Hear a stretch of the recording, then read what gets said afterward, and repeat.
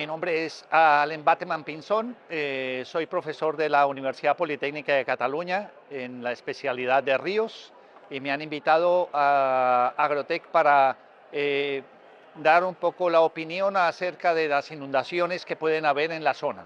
Hemos estado conversando un poco en Agrotec acerca de las posibles inundaciones que puede haber en la zona, la influencia de esta zona tan plana de Viladecans cerca del mar, y sobre todo el cambio climático que va a afectar en la parte de sequías, que es lo más importante, y grandes lluvias.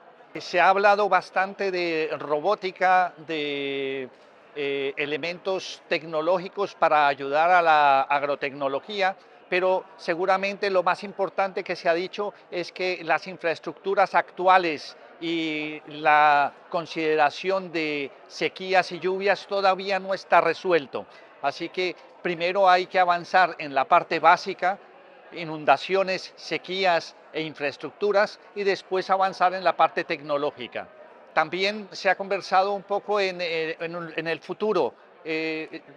Yo estoy dispuesto pues a trabajar con Agrotec y con las personas que están en la zona de Viladecans para aportar mis conocimientos sobre hidráulica, hidrología, sequía y ya está.